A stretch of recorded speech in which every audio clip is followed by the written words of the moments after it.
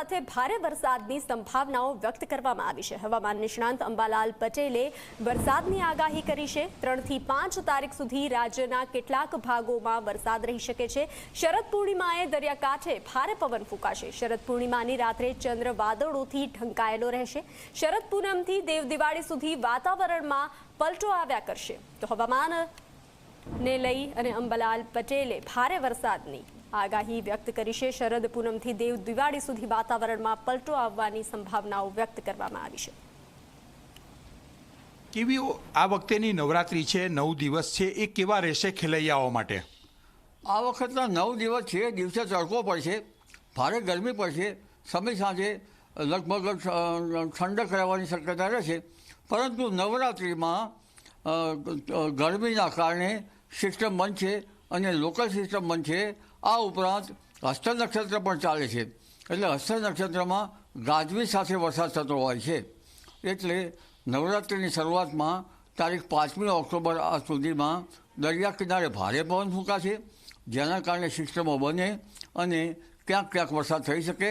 આ ઉપરાંત ચિત્રા નક્ષત્રમાં પણ ચિત્રા નક્ષત્ર પૂર્વે 9 તારીખ અને ચિત્રા નક્ષત્રમાં 10 થી 12 તારીખમાં પણ રાજ્યના કેટલાક ભાગમાં વરસાદ થવાની શક્યતા રહેશે। આ વરસાદ સ્થાનિક સિસ્ટમો બનતા થવાની શક્યતા ગણી શકાય। જી ચોક્કસ એવું કહી શકાય। તો નવરાત્રિમાં દિવસે તડકો પડશે અને રાત્રે જ્યારે નવરાત્રિના રાસ ગરબાની રંજવટ હશે ત્યારે વરસાદ પડી શકે છે? વરસાદ આવી સિસ્ટમો લગભગ બપોર પછી થતી હોય છે, એટલે અને આ જે વરસાદ થતો હોય છે એ ઘડીક વરસાદ આવી 2, 5, 10, 15 મિનિટમાં અને જતો રહેતો હોય છે, પણ જેના કારણે જે ગરબાના મેદાનો હોય છે તેના ઉપર અસર થતી હોય છે। ક્યારેક રાત્રે પણ વરસાદ થઈ શકતો હોય છે, પરંતુ બપોર પછીમાં આ સિસ્ટમો વધારે આકાર લેતી હોય છે। જી તો આ વખતે આયોજકો માટે પણ ચિંતાનો વિષય છે અને ખેલૈયાઓ માટે પણ ચિંતાનો વિષય છે? ચિંતાનો વિષય તો ત્યારે જ ગણી શકાય કે જ્યારે ચોમાસા જેવો વરસાદ હોય। હવે હાલ જે વરસાદ આવી રહ્યો છે એટલો ભારે વરસાદ પડવાની શક્યતા ઓછી છે, પણ ગરમીના કારણે ક્યાંક અણધાર્યો વરસાદ એકદમ ખાબકી શકે। ખાસ કરીને દરિયા કિનારાના ભાગોમાં વરસાદ વધુ રહેવાની શક્યતા છે, અન્ય ભાગોમાં પવન વધુ રહેવાની શક્યતા છે અને પવનના કારણે ક્યાંક ગાજવીજ સાથે વરસાદ આવી શકે। એટલે એવું કહી શકાય કે આ વખતેની નવરાત્રી છે એ વરસાદ સાથેની નવરાત્રી ખેલૈયાઓએ રમવી પડશે?